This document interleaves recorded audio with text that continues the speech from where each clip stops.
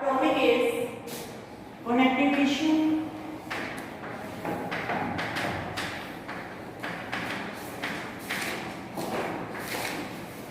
In the connective tissue, first we deal about the cells which form the connective tissue. There are different type of cells which form the connective tissue. First we talk about this cell. First is fibroblast. Fibroblasts are the cells which secrete fibers. Fibroblasts are the cells which secrete fibers. These fibers are of two types: white fiber and yellow fiber. White fiber, they are made up of protein, collagen. Yellow fiber are made up of protein, elastin. And what is other thing about the white fiber? White fiber, they provide rigidity. They provide rigidity. And elastin fiber, these are made up of elastin. They provide elasticity.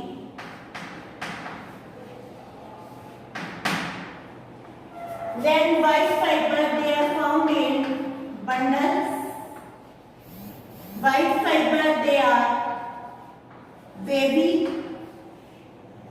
Bundle में मिलेंगे, wavy होंगे और इनका एक बहुत बड़ा character है, these are unbranched. These are unbranched. फिर अगर हम येलो फाइबर की बात करें, yellow fibre, they are made up of protein, elastin, they provide elasticity. ये बंडल में मिल रहे हैं, ये सिंगल मिल रहे हैं.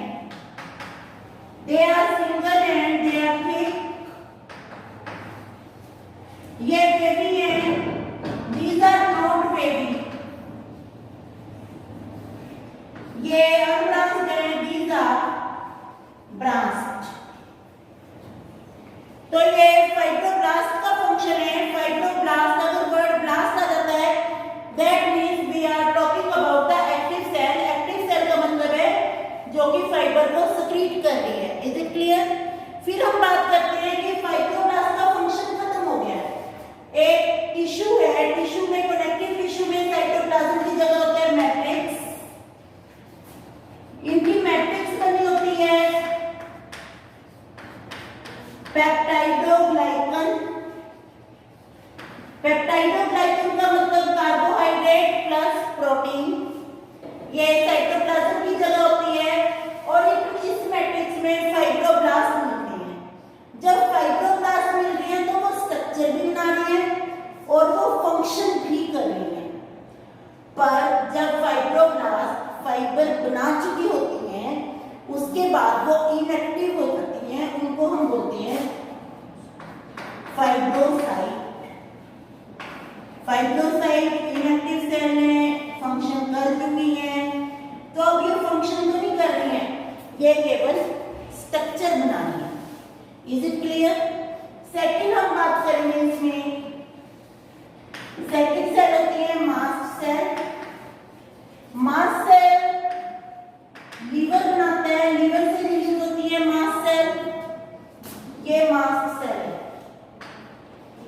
मास्ट सेल तीन इंपॉर्टेंट केमिकल रिलीज करती हैं. ये केमिकल है हेपेरिन.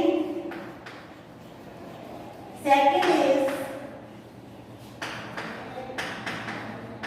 हिस्टामिन.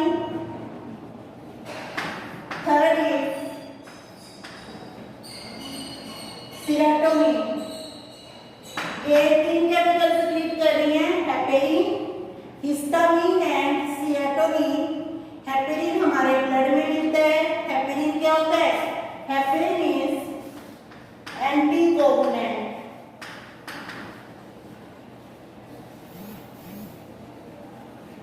कोएगुलेशन होता है बेटा ब्लड का जमना. एंटीकोगुलेंट होता है जो ब्लड को जमने नहीं देता. इसीलिए हमारा ब्लड वेसल में फ्लो करता है due to presence of heparin, that is anticoagulant. Histamine, histamine होता है वैसो डायलेटर.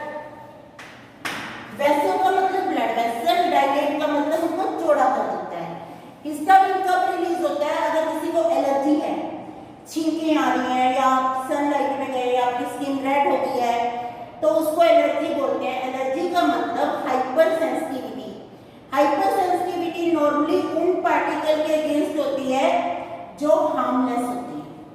अब पोलन ग्रेन एनवायरनमेंट में इतने सारे, बाकियों को तो कुछ नहीं हो रहा, 3-4 को छींके आनी शुरू होगी। मैंने एलर्जी टेस्ट करवाई तो उनको पोलन ग्रेन से एलर्जी है। और अब आपने देखा होगा कि एक डिजीज चल रही है जिसमें लोगों को वीट खाने से भी एलर्जी है, उनको गेहूं छोड़नी पड़ती है, अदरवाइज उनको कंटिन्यूस फीवर आ जाता है या फिर कंटिन्यूस लूज मोशन लगे रहती हैं, गेहूं की जगह उनको दूसरे अनाज पे शिफ्ट किया जाता है, तो उस केस में हिस्टामिन रिलीज होता है।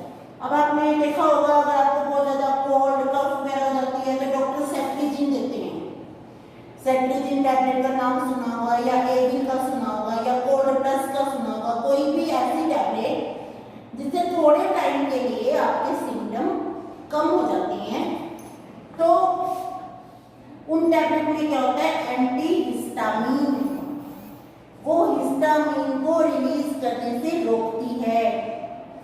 अब यहाँ सीरोटोनिन, सीरोटोनिन उल्टा है, वैसो कंस्ट्रिक्टर, वैसोडायलेटर ब्लड वेसल को चौड़ा करती थी और वैसो कंस्ट्रिक्टर ब्लड वेसल को नैरो करती है। तो इसमें हेल्प करेगी। किसी का बीपी वैसे ही ज्यादा हो गया है, कम हो गया है, तो ब्लड वेसल को नैरो कर देगी। ब्लड वेसल को नैरो करने से बीपी जो है नॉर्मल आ जाएगा। तो ब्लड वेसल को कंस्ट्रिक्ट करके बीपी को कंट्रोल करती है। फिर अगर हम बात करें जो मास्ट सेल है, इनका फंक्शन सेम है हमारी एक डब्ल्यूबीसी की जैसा। डब्ल्यूबीसी का नाम है बेसोफिल। तो जो हमारी मास्ट सेल है they are analogous, they are analogous to basophil. Basophil is a type of WBC. दोनों का स्ट्रक्चर अलग है, फंक्शन सेम है। तो यहाँ से अगर आपसे कोई पूछता है आप बता सकते हैं कि बेसोफिल का भी फंक्शन क्या है, release heparin, histamine and serotonin. Is it clear? इसके बाद अगले टाइप की सेल की हम बात करते हैं जो कि कनेक्टिव टिश्यू में मिलेगी। एक ऐसी सेल मिलेगी इसमें जो ये क्रोमेटिन है, जो इसका क्रोमोसोम है, ये कुछ अलग टाइप का है। यहाँ देखिए ऐसे लगता है, इसको बोलते हैं cart wheel arrangement. Cart wheel means, cart wheel, wheel होता है पहिया, कार्ट होता है जैसे बुल्लो कार्ट छकड़ा गाड़ी या फिर हॉर्स कार्ट घोड़ा गाड़ी, कि इसका जो क्रोमेटिन है, क्रोमेटिन का मतलब क्रोमोसोम, वो कैसे है, cart wheel like, cart wheel like chromatin. Cytoplasm आपने सभी सेल में बनाना है, क्योंकि सभी सेल नहीं है, रेड सेल नहीं है, तो इसको बोलते हैं प्लाज्मा सेल। प्लाज्मा सेल का क्या फंक्शन है बेटा, ये एंटीबॉडी बनाएगी, antibody at the rate of 2000 per second.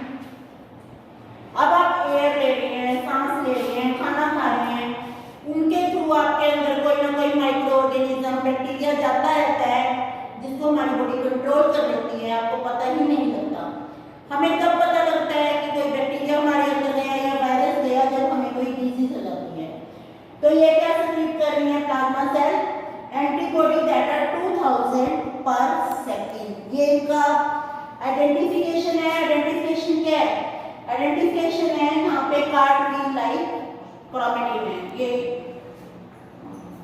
इसके बाद अगली सेल की बात करते हैं हम, मैक्रोफेज।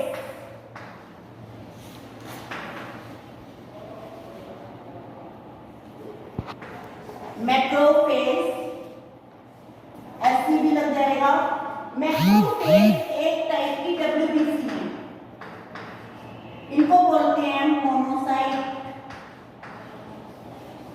मोनोसाइट डब्ल्यूबीसी है जिनमें न्यूक्लियस कैसा है, किडनी शेप, ये न्यूक्लियस है। These are a type of monocyte. Function है इसका, डिफेंस में हेल्प करेंगी। डिफेंस में हेल्प करेंगी तो जो माइक्रो ऑर्गेनिज्म है उनको खत्म करेगी। जब ये ब्लड में रहती है इनको मोनोसाइट बोलते हैं, और जब ये चली जाती हैं किसी टिश्यू में तो इनको मैक्रोफेज बोलते हैं।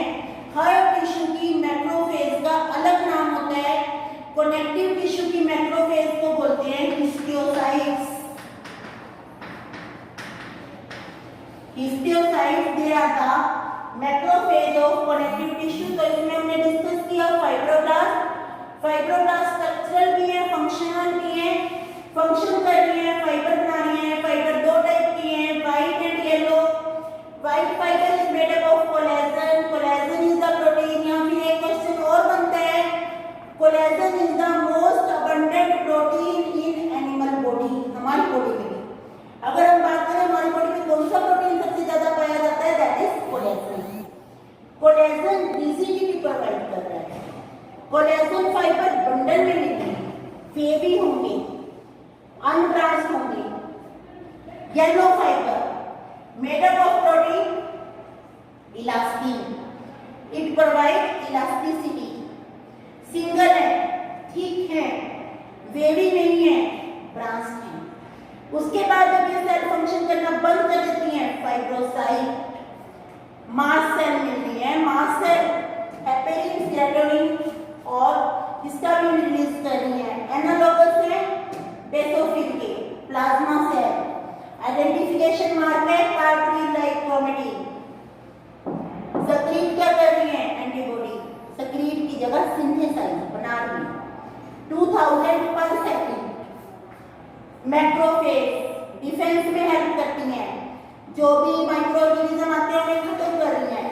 बोलते हैं इनको हिस्टियोसाइट। अब फर्स्ट डायग्राम हम बनाएंगे areolar connective tissue. Areolar connective tissue क्यों बोलते हैं, क्योंकि इसमें स्पेसेस होती हैं, स्पेसेस में एयर होती है, इसलिए इसे बोलते हैं एरियोलर कनेक्टिव टिश्यू।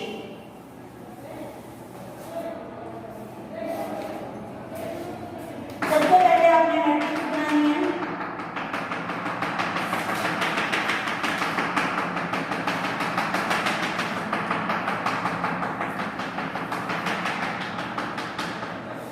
उसके बाद ये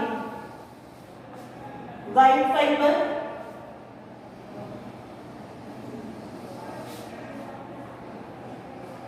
ये व्हाइट फाइबर मैं बंडल में बना रही हूँ और जैसे बना रही हूँ आपको पता लग रहा है these are wavy in appearance। फिर साथ में आपको पता लग रहा है these are unbranched, these are unbranched। पर ये बंडल ऐसे पड़े हैं कि हमें लगता है कि ब्रांच्ड हैं, पर ब्रांच नहीं है, these are unbranched।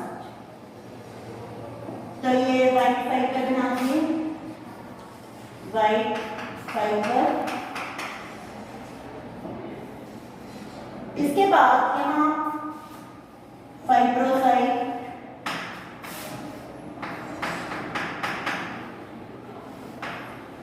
फाइब्रोसाइट बनाई। इसमें आप बना सकते हैं एक सेल जिसको हम कहेंगे कि हमने फाइब्रोब्लास्ट बना दिए। यहाँ आप दिखा सकते हैं, ये देखो ये फाइब्रोब्लास्ट है जिससे फाइबर निकल रहे हैं। फाइब्रोब्लास्ट जिससे फाइबर निकल रहे हैं, दिस इज कॉल्ड फाइब्रोब्लास्ट। उसके बाद येलो फाइबर ब्रांच हैं, सिंगल हैं, वेवी नहीं हैं, थिक हैं। अभी मैं आपको येलो फाइबर भी दिखा रही हूँ। इसमें these are yellow fibers, branched, thick।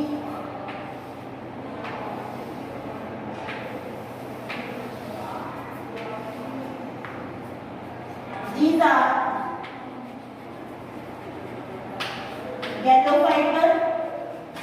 किससे बने हुए हैं येलो फाइबर? इलास्टिन से बने हुए हैं। इलास्टिन से इलास्टिसिटी आती है। फिर यहाँ बीच में आप डाल सकते हैं दिस इज मास्ट सेल। फिर बीच में डाल दो macrophage, that is the large cell.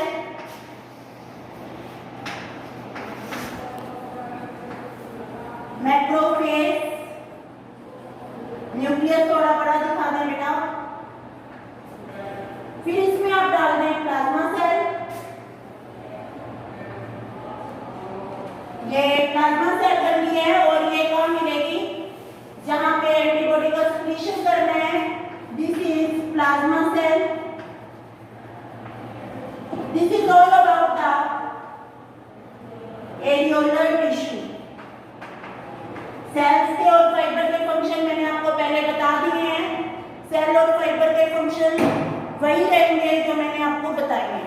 This is areolar tissue. Areolar tissue में व्हाइट फाइबर टिश्यू मिल रहा है, कोलेजन से बना हुआ है। व्हाइट फाइबर बंडल में है, वेवी है, अनब्रांच्ड है, स्ट्रेंथ प्रोवाइड कर रहे हैं। येलो इलास्टिक टिश्यू मिल रहा है, फाइबर थिक है, ब्रांच है, बंडल में भी नहीं प्रेजेंट, इलास्टिसिटी प्रोवाइड कर रहे हैं। फाइब्रोसाइट मिल रही है। फाइब्रोसाइट कैसी है, फाइब्रोसाइट जिनका फंक्शन खत्म हो गया है, केवल स्ट्रक्चर बना रही है। प्लाज्मा सेल एंटीबॉडी बना रही है। मास्ट सेल 3 केमिकल सिक्रीट कर रही है। कौन कौन से, histamine, heparin and serotonin. Macrophage defence में हेल्प कर रही है। This is all about the areolar tissue. एक टिश्यू और करते हैं, that is the adipose tissue. Adipose tissue होता है जो फैट को स्टोर करता है, और एडिपोज टिश्यू में जो सेल्स होती हैं उनको बोलते हैं एडिपोसाइट्स।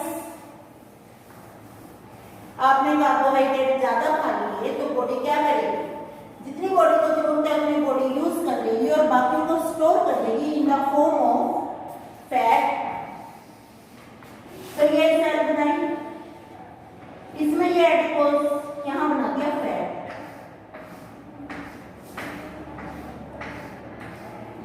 अब न्यूक्लियस साइड में होता है, ये इसकी पहचान है। ये fat globule, this is fat. ये सेल क्या है, एडिपोसाइट। और ये है न्यूक्लियस जो कि साइड में कर दिया गया है। फिर मैं एक सेल बना रही हूँ, इसमें फैट तो नहीं बनाया, न्यूक्लियस साइड में बना दिया।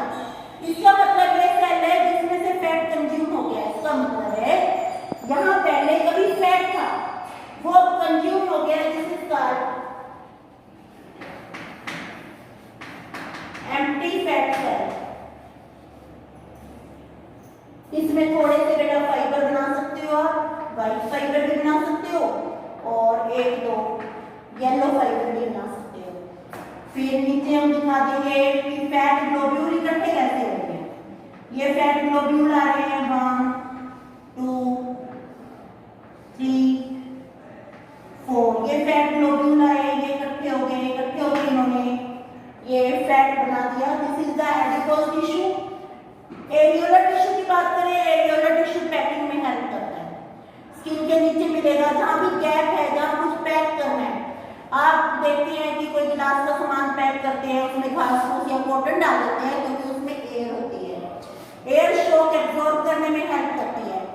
ऐसे एरियोलर टिश्यू में भी एयर है, शॉक एब्जॉर्ब करेगी तो पैकिंग में हेल्प करता है। हमारे कितने डेलिकेट ऑर्गन है, हार्ट, आईज, किडनी, उनके ज्यादातर फैट टिश्यू की लेयर मिलेगी, उनको प्रोटेक्ट करेगी। अब अगर फैट की बात करें, फैट 2 टाइप का होता है, व्हाइट एंड ब्राउन।